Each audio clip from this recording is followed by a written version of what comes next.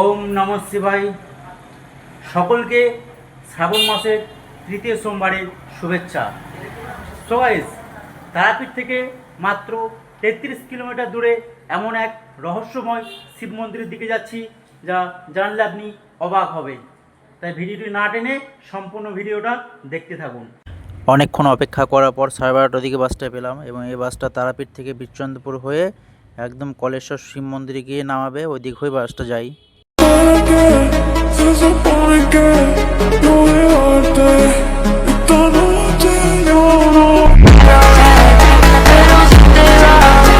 তারাপীঠ থেকে এই শিব মন্দিরে আসতে সময় লাগলো 1.5 ঘন্টারও বেশি।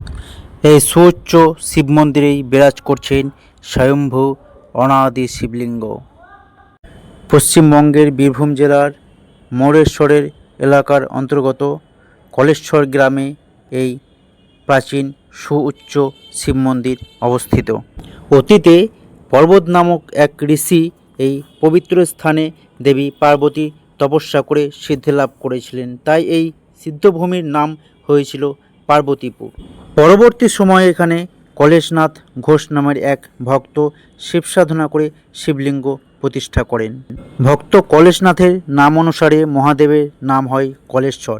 বীরভূমের অন্যতম সুউচ্চ এই দেবালয়টি নির্মাণ করেছিলেন ঢেকার রাজা রামজীবন রায়।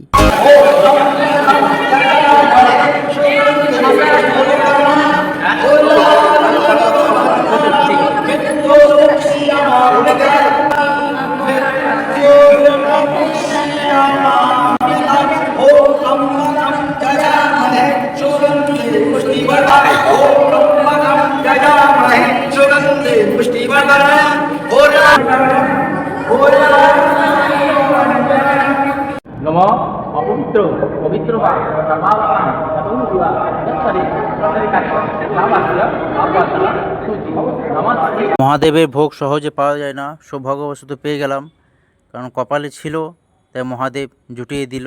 কারণ এই ভোগ খেতে গেলে সকালে বলতে হয়, তবেই দুপুরে ভোগ পাওয়া যায়। সো গাইস, কলেশ্বরের শিব মন্দির দর্শন করা হয়ে গেল এবং ঘুরে ভোগ খেয়ে আমরা এখন আমাদের গন্তব্যের দিকে অর্থাৎ তারাপীঠের দিকে রওনা দিচ্ছি। সো গাইস, এই দেব ভাইটির বাইকে করে আমি কলেশ্বর থেকে তারাপীঠে চলে আসলাম। তো তার বাইকটা পেয়ে আমার খুব উপকারও হলো, কারণ ওদিক থেকে আসার পথে সেরকম গাড়ি খুব একটা যোগাযোগ নেই, হয়তো টোটোতে করে একটু সমস্যার মধ্যে আসতে হতো। তো বাইকটা পেয়ে আমার খুব উপকার হলো। সবাই দাদা চ্যানেলে লাইক, কমেন্ট অ্যান্ড শেয়ার করে দিও, ঠিক আছে? এটাই বলতে চাইছি, দাদা খুব ভালো। সো গাইস, বাইক থেকে নেমে আমি আমার কর্মস্থলে চলে এসেছি।